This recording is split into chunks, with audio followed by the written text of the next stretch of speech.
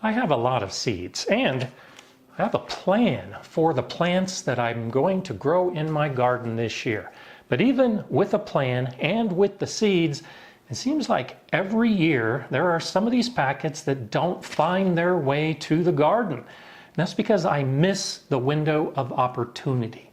Most garden seeds have a window, a time period that's best to start that seed, either indoors or outdoors. Join me today as I discuss how to figure out that window of opportunity and when to start your seeds.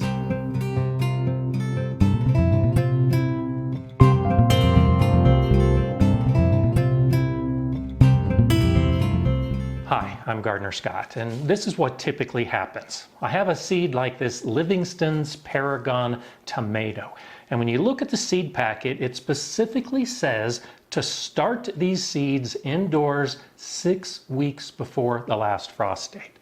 Well, if I don't read that on the package until 2 weeks before the last frost date, I've missed my window of opportunity. And most seed packets will give you an indication of when to start the seeds, either indoors or outdoors. And so that's the first thing we need to start figuring out. What plants in our specific area do we need to start indoors ahead of time? And which seeds can we wait and sow directly outdoors?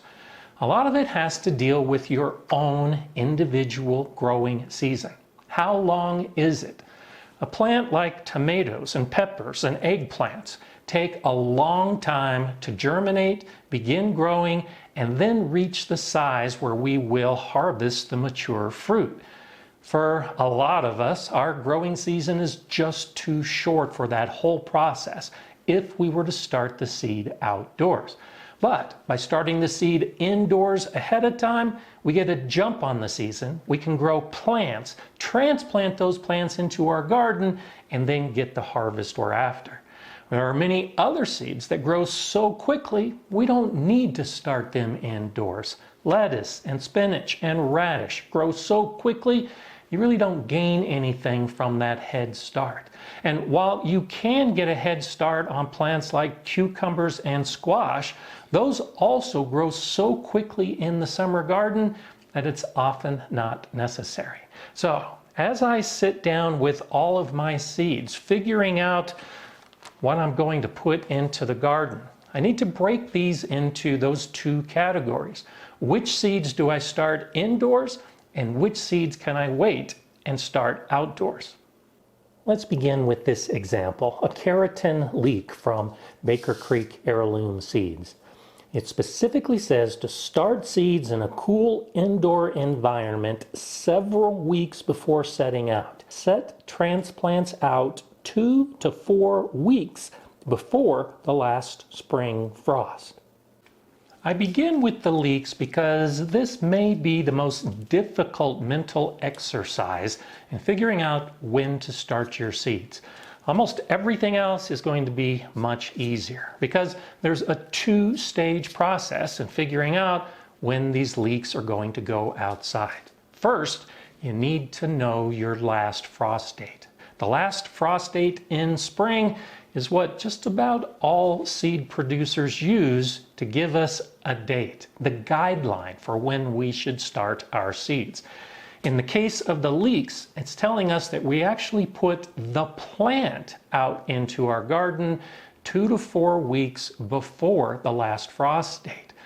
Well, the plant needs to be actively growing. And in the case of this packet, it says to start several weeks before putting out. For a little more specific guidance, I turn to this Cabernet onion from Botanical Interests. And it says to start the seeds 10 to 12 weeks before the last frost date. And then to put them out in that same basic 4-week period before the last frost date. Notice how the last frost date is so important. So based on this onion, which is similar to a leek, we should be starting our seeds indoors about 8 weeks before we plan to put them outside. Now, the mental gymnastics can get overwhelming if you try to keep all of this in your head. So I use a calendar, and May 18th is my last frost date, which I've annotated on the calendar. I want to put those leeks in the ground 2 weeks before, so I've written plant leeks. Well, when do I start the seed? I want to start those seeds 8 weeks before this date. So I'll go ahead and count backwards. 1, 2, 3, 4, 5, 6, 7, 8. And on March 9th, I will start those leek seeds. Now, I like using a calendar. I find it incredibly easy. You can do the same thing on your phone, on a tablet, on your computer. Just determine your last frost date and then either go backwards or forwards from that date based on the guidance from the seed producer.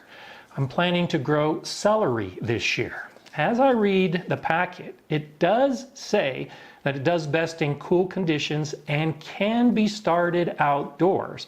But then it goes on to say start indoors 10 to 12 weeks before the last frost. Well, a plant like celery takes an awful lot of water, and I live in a dry region. So it works best for me in my area to start celery ahead of time, 10 to 12 weeks ahead of time. So I've backed up 4 weeks, 5, 6, 7, 8, 9. Here's 10 weeks. I'm going to go ahead and write on the calendar, start celery seeds. And now I'll continue this process going through the packets of seeds that I intend to grow in my garden this year. As I look at this packet of cilantro seeds from Seed Savers Exchange, it says sow seeds outdoors after the last frost. And it may also be grown as a fall crop. Well, initially I want to go ahead and start it as a spring and summer crop. And I know my last frost date of the 18th, so I choose a date after that. Now, I still have the possibility of some pretty cool weather at the end of May, so I'm going to go ahead and choose a date the first week of June and say start cilantro. And so now I know when I'm going to start my cilantro seeds outdoors, direct sowing for a summer garden. But notice that it raised an interesting point. We can also grow these seeds into the fall for a fall garden. We follow the same basic process, but now we need to know our first frost date in fall. That first frost date is when things start getting cold enough that it can affect our plants.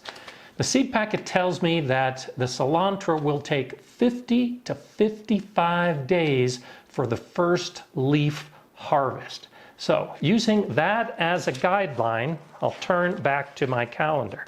Now in my area, I use September 28th as my first frost date. That's annotated on the calendar now. To get a good leaf harvest of the cilantro, now I'll back that up 50 to 55 days, which works out to be about 8 weeks. So 1, 2, 3, 4, 5, 6, 7, 8. Now, I get some crazy weather, and it often gets cold quickly before the last frost date. So while August 3rd would be that date that, based on the seed packet, I should start my cilantro seeds outdoors, I'm going to give myself a little bit of a buffer so that those plants are nice and robust before that frost comes. I'll back it up 2 more weeks. So on July 20th, I will start cilantro seeds. And this is giving me a great plan for this specific plant. I can put it in my garden at least twice, at the beginning of summer and towards the end of summer, and get two distinct harvests. There are a few things to pick up from this exercise using the cilantro seeds as an example. First, as we try to figure out when to start our seeds, we should look at the entire growing season. Not just when we're going to start seeds indoors, but also when we're going to sow those seeds outdoors. And if we're going to have successive plantings, we should also annotate when those plantings are going to be, because in the craziness of gardening, we'll probably forget that we wanted to do a second planting of cilantro seeds unless we put it on our plan, our calendar for when we're going to start seeds. And also recognize that the last frost date and the first frost date are guidelines to when we should start our seeds. We can be flexible. We can modify that basic guideline based on the specific conditions in our area, our climate, our weather, and our garden. So while the first date might have been appropriate based on what the seed producer suggested, I like to give myself a buffer as often as possible when I'm putting seeds directly outdoors, because I know that my weather is often a factor. And that's another aspect to look at. Don't blindly go with the date that you put on the calendar. You have to look at the forecast. You have to anticipate the conditions before you reach that date. That happened last year. I intended to put a lot of seeds in the ground the first week of June, but my weather just didn't cooperate. So I shifted everything a week to make sure that the seeds went in the ground at the best possible time. And now I'll continue this process with a lot of the other seeds that I have. Let's look at how we can use information from multiple packets to get the best information using this purple top white globe turnip as an example. From True Leaf Market, it tells me that this is a 50 to 59 day turnip. It's going to be at least that long before I can expect harvest. And it says they can be planted in early spring to mid-summer. As I look at these American seeds, I get the same basic information, 50 to 60 days to harvest, and says sow in well-worked soil in early spring and again in late summer. So both of these companies are telling me get a double crop from these turnips, both a summer crop and a fall crop. And Territorial Seed says that sowing indoors is not recommended. For sowing outdoors, direct sow from the time of your last frost date through mid-summer. So all of these seed companies are in agreement as to when I should start my turnip seeds. Twice, one in spring and one in midsummer. The Territorial's a little more specific, so I'll go ahead and plan to put these seeds in the garden right at my last frost date. Let's say the day after. So on May 19th, I'm going to sow my turnip seeds. Now, since we're using a calendar to determine when to start seeds, it can do double duty. Also write down when you can expect to harvest the seeds that you're putting in. I'm going to go ahead and count up now, about 55 days, let's call it 8 weeks, to when I can expect to look for my first harvest. So there's 1, 2, 3, 4, 5, 6, 7, 8. So on July 19th, I write down harvest turnips. Now, this would be the earliest point based on the guidance as to when I can expect to get a turnip harvest. We can also start more seeds in midsummer. For me, July is midsummer. So since we're going to be harvesting our seeds somewhere around the week of July 14th, let's go ahead and give ourselves a 1 or 2 week buffer. So I'll move up 2 weeks to July 28th, and I'll say sow turnip seeds. And so since I'm harvesting over that 2-week period from July 14th to July 28th, by the time I finish harvesting my turnips, I have a bare spot in the bed. I can go ahead and put in a little more compost and then start some more seeds to carry me into a fall harvest. Now let's add one more consideration as we talk about getting double harvests using this Romanesco broccoli from Botanical Interests. On the package it says when to sow outside, not recommended. 1 to 2 weeks before your average last frost date, or 10 to 12 weeks before your average first frost date. So we've talked about starting seeds indoors for our summer garden, and we've talked about sowing directly outdoors for our summer garden, and then also sowing outdoors for a fall garden. Well, the other consideration is when we need to start our seeds indoors for a fall garden with a plant like that broccoli.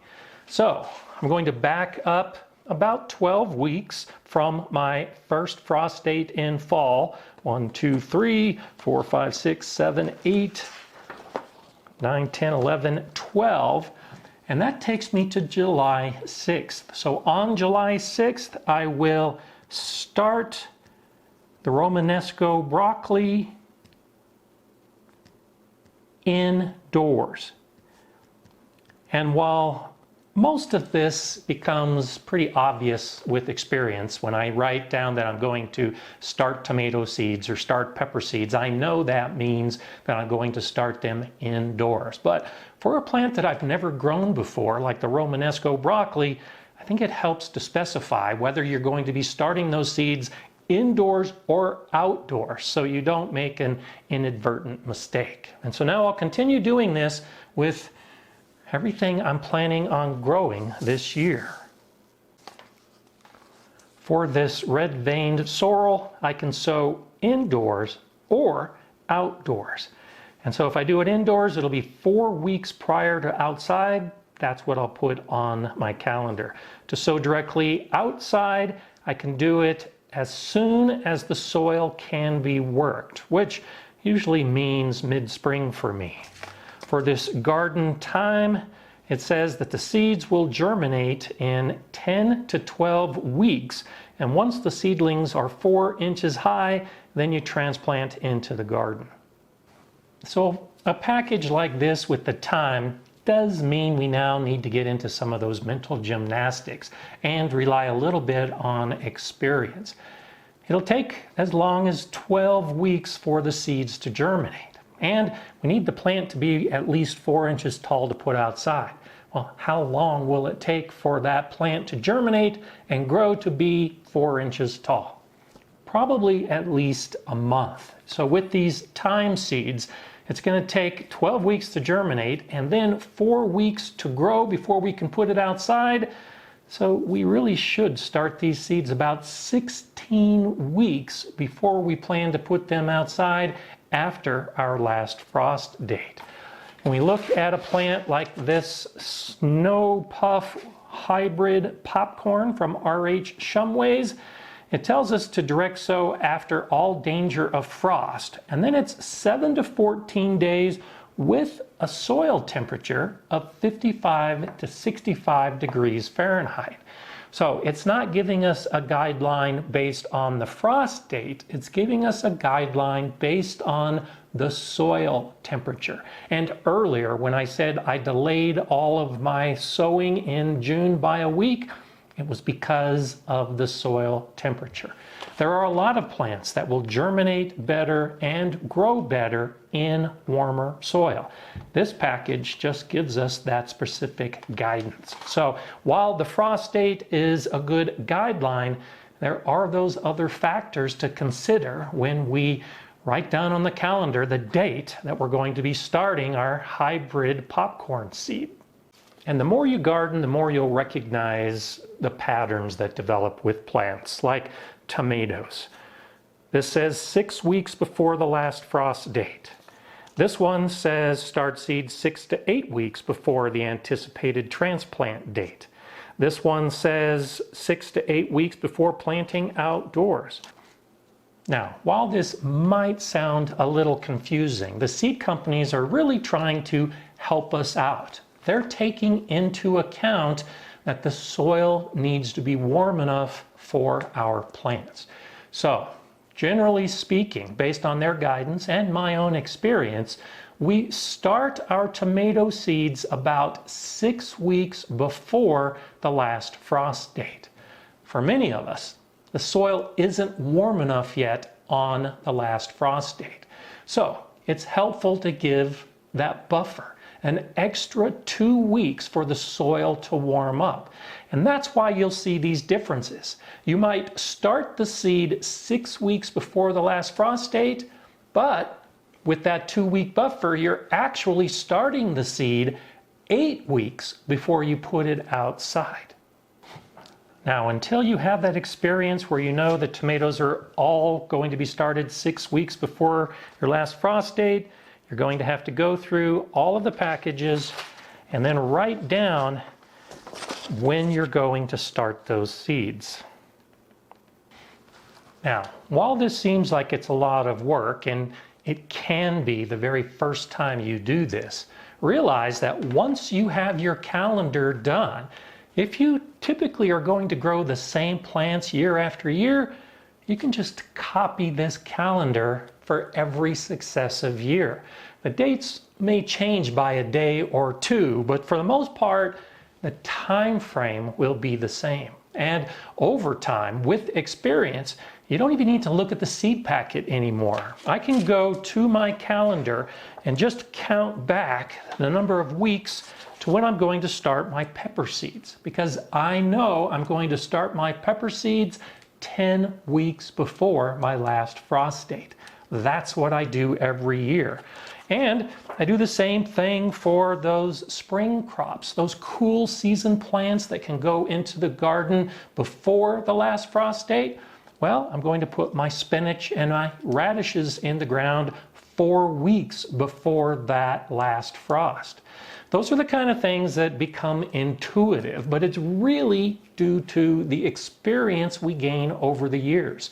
Start off by looking at your seed packet, writing down the date as recommended by the seed producer, and then over time, you don't even need to look at the seed packet anymore. You could write it down, you have your plan in place, and you're ready to start your seeds.